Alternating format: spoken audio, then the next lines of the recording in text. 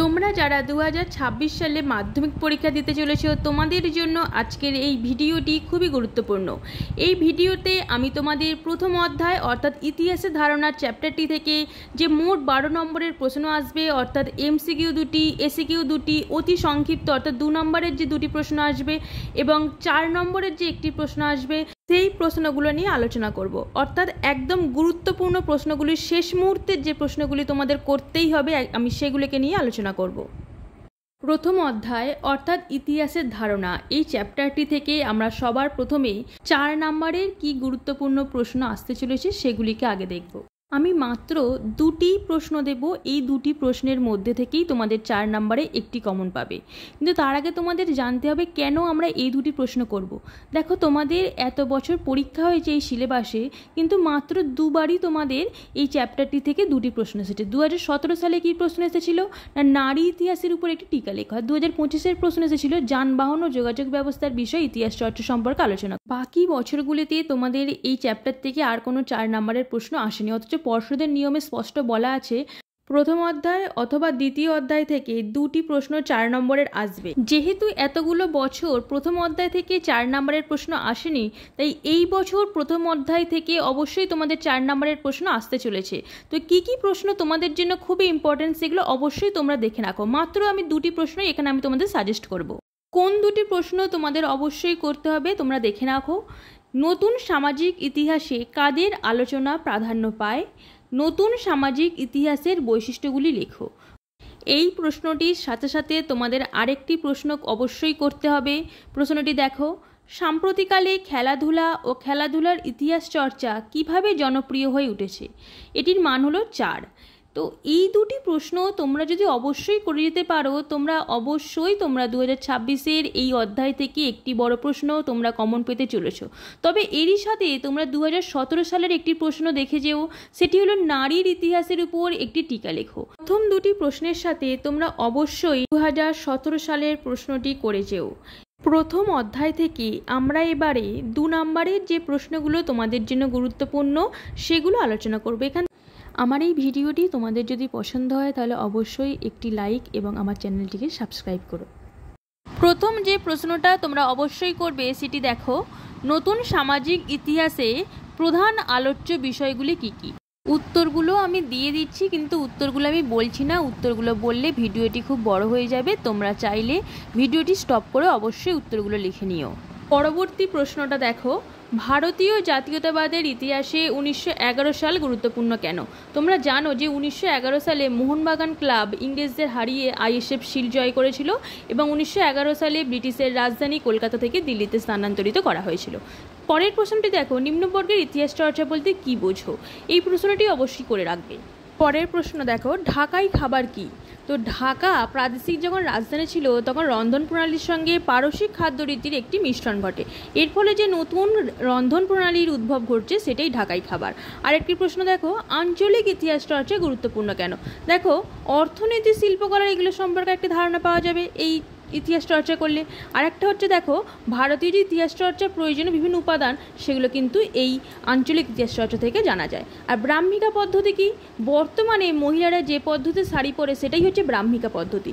এটি কলকাতার জোড়াসাঁকো ঠাকুর বাড়িতে প্রথম সেই বাড়ির মহিলারা পড়েছিল। পরের প্রশ্ন দেখো, হরিপদ ভৌমিক ইতিহাসে বিখ্যাত কেন? না রসগোল্লা এবং বাংলার জগৎ মাতানো আবিষ্কার গ্রন্থে তিনি বাংলায় রসগোল্লার আবিষ্কারকে তুলে ধরেছেন।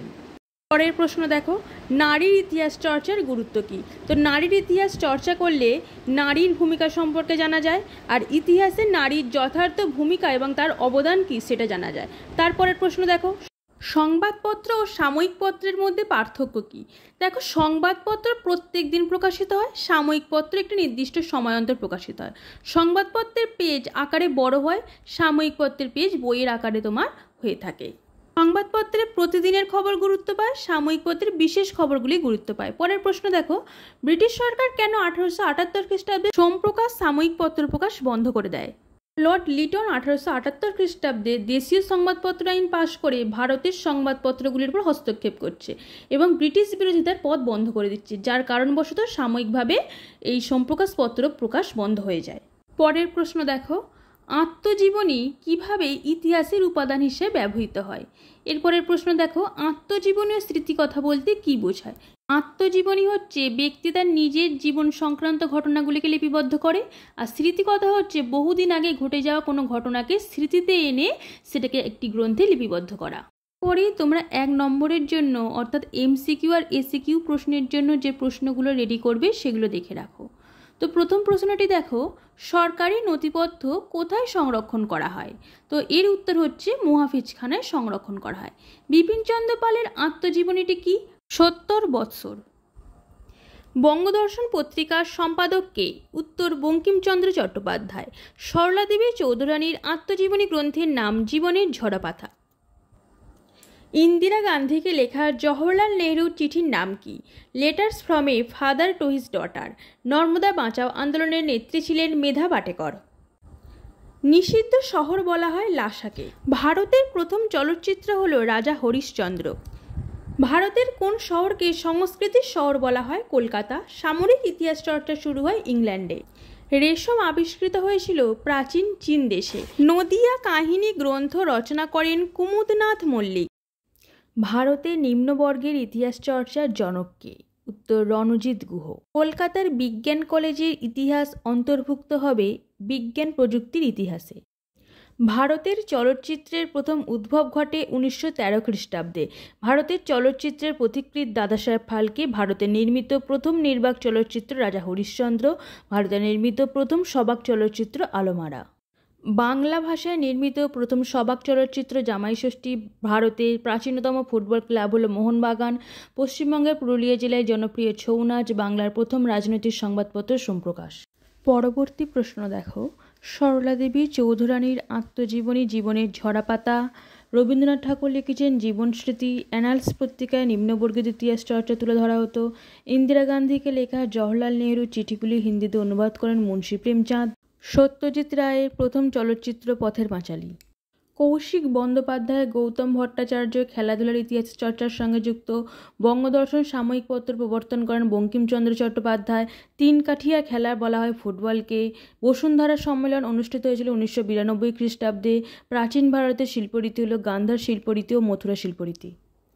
তোমরা যারা 90+ স্কোর করতে চাও তারা কিন্তু অবশ্যই এই সাজেশানের বাইরেও পড়াশোনা করবে।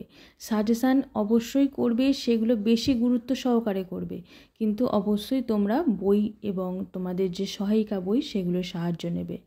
এর পরের প্রশ্নগুলো দেখো, রাচেল কার্সন যুক্ত ছিলেন পরিবেশের ইতিহাসে। উপেন্দ্রনাথ ব্রহ্মচারী যুক্ত ছিলেন বিজ্ঞান প্রযুক্তি ও চিকিৎসাবিদ্যার ইতিহাসে। নাট্যচর্চা প্রথম শুরু হয়েছিল গ্রিক দেশে। ভারতে গজল ও কাওয়ালি সঙ্গীতের প্রবর্তক হচ্ছেন আমির খসরু। ধ্যানচাঁদ হকির জাদুকর নামে পরিচিত। বাংলায় কীর্তন গানের প্রচার করেন শ্রী চৈতন্যদেব। কলকাতা নগরের প্রতিষ্ঠাতা করেন জব চার্নক। ভারতে ফুটবলের জনক নামে পরিচিত নগেন্দ্র প্রসাদ সর্বাধিকারী। সামনেই তোমাদের টেস্ট পরীক্ষা এবং ফাইনাল পরীক্ষা, তোমরা এখন থাকতেই খুব ভালো করে প্রিপারেশান নাও।